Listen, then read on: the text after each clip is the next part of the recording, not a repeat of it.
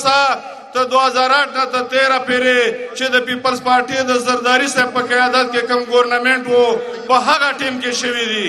هغه مونږ که د سکول په شکل کې ګورو که د اسپتال په شکل کې ګورو او که د روډ په شکل کې ګورو او که په اف سی آر کې د اصلاحاتو په شکل کې ګورو که هغه مونږ د پاسپورټ په شکل کې ګورو که د شناختی کارت په شکل کې ګورو دا هر څه چې مونږ له کړي دي دا صرف او صرف د پیپلز پارټي په دورونو کې شوي دي چې مونږ په هغې باندې د پیپل پارټي انتهایي احسانمند یو او مونږ دا احسان د پیپلز پارټي کله هم نشو هېرولی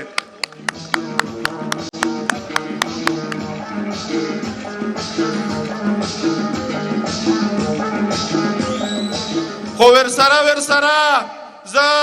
دا هم غواړم چې زمونږ څه ځینې تحفظات دي چې د مرجر نه پاس زمونږ د فاټا ضلعو یا ایجنسیو را مخېله شوي دي چې مونږ غواړو دا چې هغه مرجر چې کوم زمونږ د فاټا دپاره شوی دی هغه مرجر باندې زمونږ د فاټا خلک انتهایي خفه دي او د هغې یوه وجه ده چې د مرجر نه مخکې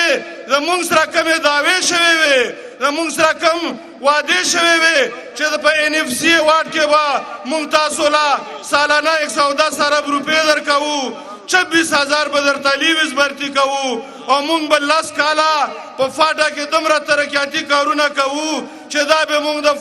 پېښور او د نورې صوبې په برابر راوړو او د هغې نه پس به مونږ فاټا به تدریج په صوبه کې شاملوو خو ډېر افسوس دی ډېر افسوس دی چې د مونږ سره په هغه وعدو کې 1% هم عمل درآمد ونه شولو زما د فاټا چې کوم وسایلو هغه د ما نه قبضه کړی شو خو په بدل کې ما فاټا له 1% فایده نه ده راکړی شوې چې د هغې د وجې نه نن مونږ سیاسي خلک په فاټا کې د خلکو سره د سترګو نیولو قابل نه یو ځکه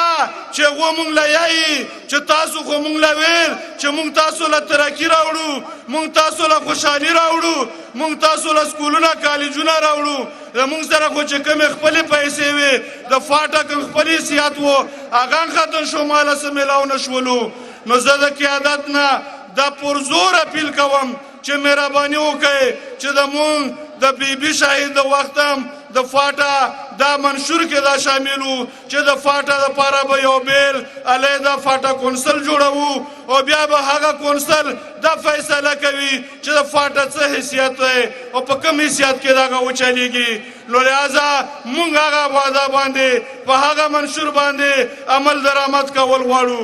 بله خبره ده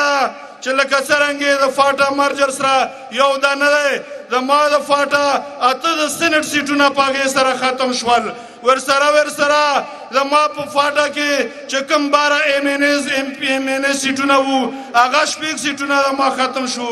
په کار خو دا وه چې ما له سره کړي وی هغه د ما سره چې د 1947 نه سره روان وو هغه د ما نه واخیستی شول خو په بدل کې ما له هېڅ رانه کړی شولو نن زه په فاټا کې د فاټا د خلکو سره سترګې نشم مخ کولی هغوی مونږ ګریوان له لاس اچوي هغه یایي چې تاسو زمونږ سره وعدې کړي دي او بیا خصوصا